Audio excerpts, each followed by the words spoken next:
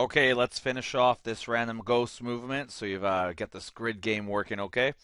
Where we left off is we had tinkered with the ghost a bit there, added a little bit of script code inside of step, and we had this logic. If we're at an intersection as false, which we coded, and you can move forward as true, that's an okay time to move forward. Else, pick a new direction. So what I need to write now is I want to write this pick new direction code.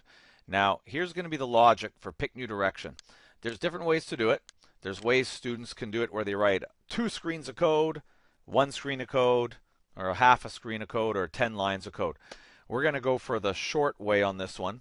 Maybe I'll post the long ways in case that's the way you try to do it. But here's the basic logic. I'm going to use the topic of lists just to get some practice with lists here. What I want to do for my step 1 is I want to create a list. What this list is going to do is this list is going to keep track of possible good directions to move. Okay? So what we mean by possible good directions is, let's just pop to the room here. If the ghost is right here and he's moving downwards, the possible good directions would be to the right and down. One rule with the ghosts, we're going to make it sort of like Pac-Man, is they never just hit intersection and go, I think I'll turn backwards, right? There's no 9 degrees. Same thing when a ghost hits a wall here and they have to pick a new direction. Right is a good possibility. That's it. Down has a wall. No. Left has a wall. No. Up, that's backwards. No. So you'll see sometimes to our list, like if we're here and moving downwards, we'll add this to the list, and we'll add this to the list. We'll have 2 directions in the list, and then what we can do is we can randomly pick from the list one of the values we've added. So we'll either be picking 0 degrees, or we'll be picking out 270. If a ghost was here, moving downwards, I would have to add 0 degrees to the list, because right is good. I would add 270 to the list, because down is good, and I would add 180 to the list, because left is good. Don't add up though, right? That's going backwards. And so you're going to use a couple of list commands here to help this happen. This is the general flow here. Create a list. Obviously, it starts empty. Add any good block free and non-backward direction to the list. Right? So my list will grow. It'll end up looking like slot 0 holds 0 degrees. Slot 1 might hold 9 degrees. Slot 2 holds 270 degrees. Right? And then we'll randomly pick from this list. Maybe we'll pick 1, which holds 90. And 90, that's going to be our new direction. Because we're only going to add good directions to the list, you know whichever one you pick is a direction that'll make the game work fine. So add any good block-free and non-backward direction to the list. Then ask yourself, how many items in the list? Let's make this, how many values in the list? And once you know the how many values, pick a good random number, 0 to whatever the size, the list was, -1. And then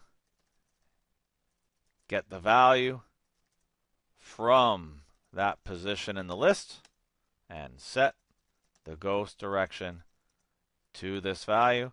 And then the very last step, which you might remember from one of our previous lessons, is destroy the list, right? You're done with it. So those are our steps. So it looks like a lot, but you know what? It's probably only about 10 lines of code to do this. So here it is. So let's start with creating the list. We want to create the list inside of the script. Oh, I didn't do the script yet. So let's do the script here. Pick new direction. So let's write this script. Create script. Pick new direction. So there we go. Pick new direction. Here we go. I'm just going to call this list list. Why not? DS list create. If you guys don't have your cheat sheet for lists, right? Remember we have the sheet here that you have in your folder. Gives you all those commands we might be using, right? To work with the lists.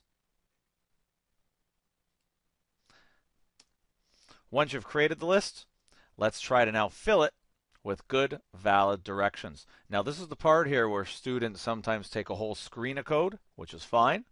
Or if you're clever with your ifs, 4 lines of code. Now obviously we're going to go for the 4-line method to do this, and hopefully you get the condition.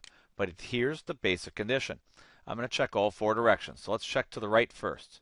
If place meeting x plus whatever speed I'm moving at, comma y, O block, is false, so there's no wall there, this is a candidate to be added to the list, right? I could possibly be adding 0 degrees, right, to the right to my list.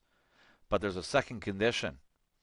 And my current direction, which was dir, does not equal 90. Because remember, oh, no, that's not right. Does not equal 180. Remember, if I'm moving to the left, I do not want to add the direction to the right into my list, because that would mean I'm flipping backwards, right? So, and my direction is not 180, then I can add 0 degrees to my list. So ds list add to the list, add 0. Now basically I just have to do this for all 4 directions. So I'll do to the left here. So when I check to the left, if x minus my speed y O block is free, and my direction is not 0 degrees, right? If I'm moving to the right, do not add left into this list. ds list, add list, 180. I'll fast forward, and that's what I come up with.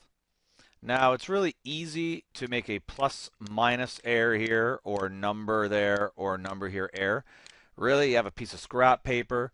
You know, if you can't keep track of this in your head as easily, scrap paper is a good idea. Just look at it really slowly, a little carefully. Don't try to rush this, or rush tests. You'll see it doesn't work. Then you got to go find your error, right? But you'll see here this should work okay. Like you'll see here for checking down. If down is free of a block, and I'm not moving up, then I can add down to the list as a possible direction. So what I have here is I now have my list. I have 1, 2, 3, 4 possible directions. Okay, I won't have 4 directions in there, but I'll have 0 to 3 directions in there. No, I'll have 1 to 3 directions in there. And now I have to do this next part. I have to ask myself how many values are in the list. Pick a good, valid random number, right? That makes sense based on the number of values. Grab the value out of the list and set the ghost direction and destroy the list. So let's finish this off. A couple lines here. Let's find out how many things are in the list. Variable num. Num equals ds list size. So that gives me the size of the list stored inside that variable. Which just reminds me here,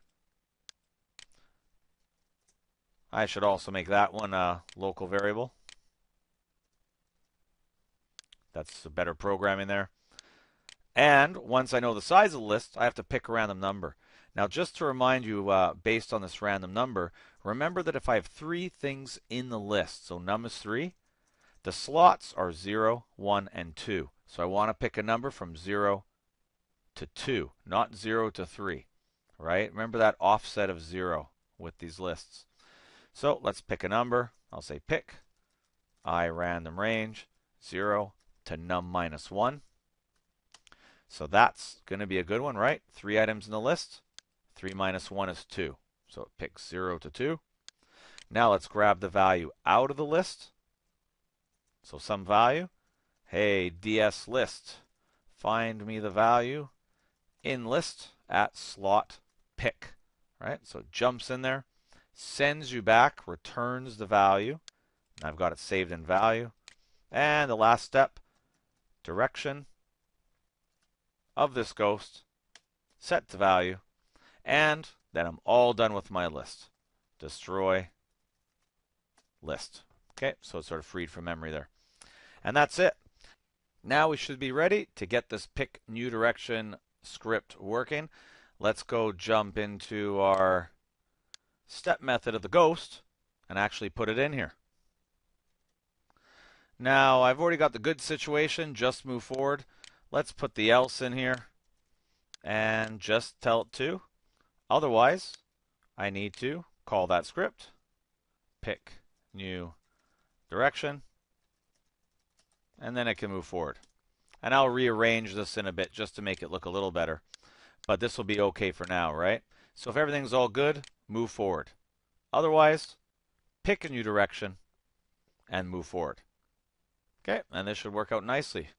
Okay, so we should now see walls, picking new directions, and intersections, picking new directions. Cross your fingers.